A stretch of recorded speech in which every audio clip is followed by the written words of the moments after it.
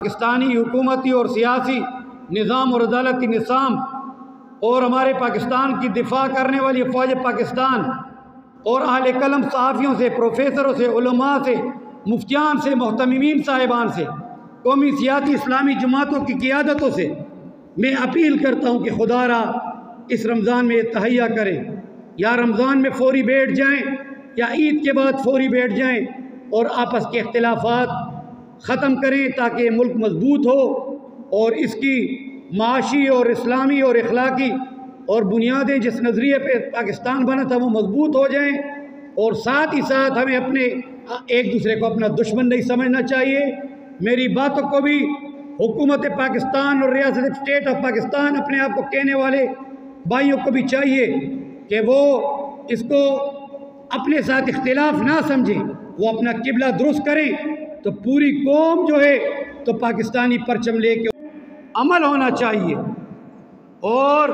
اس کو معاشرے میں امپلیمنٹ کرنا چاہیے تاکہ جو کرپشن ہے، جو فیصلے عدالتوں میں ٹھیک سے نہیں ہوتے، ظلم کے فیصلے، اور قوم بے روی کا شکار ہے، میڈیا کا شکار ہے، بے حیائی بے شرمی کا شکار ہے۔ پاکستان میں بے دڑک باہر کے NGOs کبھی یہودیت کی پرچار کرتے ہیں، کئی اور ہندو مذہب کی اور کئی عیسائیت کی، اور فیک کتابیں، اگر وہ انبیاء مقدسہ کی کتابیں ہوتی تھی بڑی اچھی بات تھی، لیکن اس میں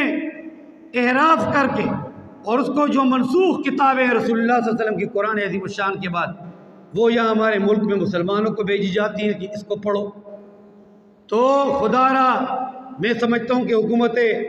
پاکستان کا جو موجودہ حکومت اس کا فریضہ بنتا ہے کہ اس بور سے نکلے، سیاسی بحران سے۔ آج عدالتوں اور پارلیمنٹ اور سیاسی اور ہمارا فوجی نظام اور ہمارا حفاظتی اور اداروں کا نظام آپس میں ٹکراؤ کی طرف بڑھ رہا ہے۔ ایک ٹیبل پہ اس رمضان المقدس کی تعلیمات ہمیں دیتی ہیں کہ وہ ایک ٹیبل پہ جمع ہوں۔ 27 رمضان کو قرآن کی نعمت ہمیں ملی، 2-3 دنوں میں آ رہا ہے 27 رمضان، اور پاکستان کی نعمت ملی، اس کو کیوں ضائع کرتے ہو؟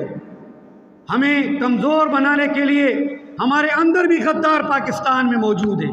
ایسے غدار ہوں گے جنہوں نے بڑا پیسہ لے کے حضرت مولانا سمیع الحق شہید کو شہید کیا،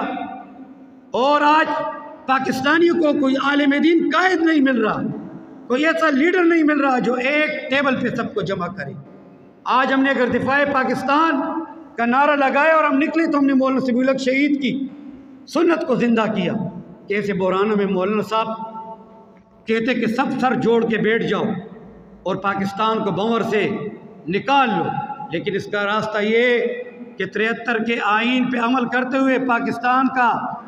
نظام، اسلامی نظام کا نفاذ امپلیمنٹ ہونا چاہیے، تب یہ جھگڑے اختلافات ختم ہوں گے۔ آج کے دن ہم عرب و عجموں سے اور اقوام متحدہ، OIC اور بڑے دنیا بھر کے اسلامی اور غیر مذہب جتنے بھی اپنے آپ کو منصف عدالتیں کہتی ہیں، عالمی عدالتیں، ان کو چاہیے کہ کشمیر کی آزادی اور ان کے حقوق کے لیے ہندوستان سے کھل کے پریشر ڈالیں، بیت المقدس شریف اور مسجد اقصی کی آزادی کے لیے کھل کے امریکہ سے اور اسرائیل سے اور یورپ سے بات کی جائے۔ عرب اسلامی ملک ہمارے دوست ہیں، ہم ان پہ فخر کرتے ہیں، اگر اللہ تعالیٰ نے ان کو دولت طاقت دی ہے اور دینداری بھی ہے، مدارس بھی ہیں، مساجد بھی ہیں، خانقاہیں بھی ہیں، اسلام کی تبلیغ بھی عرب دنیا میں ہو رہی ہے، لیکن چاہیے کہ سب آپس میں ایکا کر لیں، اتفاق اور اتحاد کر لیں۔ مسلکی اختلافات اور سیاسی اور جمہوری یا جس قسم کے بھی اختلافات اسلامی دنیا میں اور جس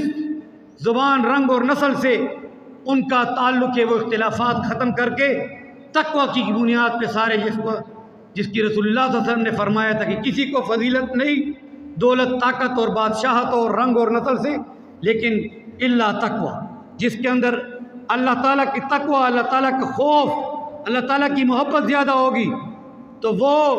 بیکار سے بیکار بھی حضرت بلال حبشی کالے تھے لیکن تقوی میں بہت عظیم تھے اور اللہ کی توحید بلند کرنے میں بہت عظیم تھے، ان کو مرتبہ اسلام نے دیا، عظمت کا مرتبہ دیا۔ تو آج میں اپنے پاکستانی قوم سے بھی پاکستانی حکومتی اور سیاسی نظام اور عدالتی نظام اور ہمارے پاکستان کی دفاع کرنے والی فوج پاکستان اور اہل قلم صحافیوں سے، پروفیسروں سے، علماء سے، مفتیان سے، محتممین صاحبان سے، قومی سیاسی اسلامی جماعتوں کی قیادتوں سے میں اپیل کرتا ہوں کہ خدا را اس رمضان میں تہیہ کریں، یا رمضان میں فوری بیٹھ جائیں یا عید کے بعد فوری بیٹھ جائیں اور آپس کے اختلافات ختم کریں تاکہ یہ ملک مضبوط ہو اور اس کی معاشی اور اسلامی اور اخلاقی اور بنیادیں جس نظریے پہ پاکستان بنا تھا وہ مضبوط ہو جائیں۔ اور ساتھ ہی ساتھ ہمیں اپنے ایک دوسرے کو اپنا دشمن نہیں سمجھنا چاہیے۔ میری باتوں کو بھی حکومت پاکستان اور ریاست اسٹیٹ آف پاکستان اپنے آپ کو کہنے والے بھائیوں کو بھی چاہیے کہ وہ اس کو اپنے ساتھ اختلاف نہ سمجھیں، وہ اپنا قبلہ درست کریں تو پوری قوم جو ہے تو پاکستانی پرچم لے کے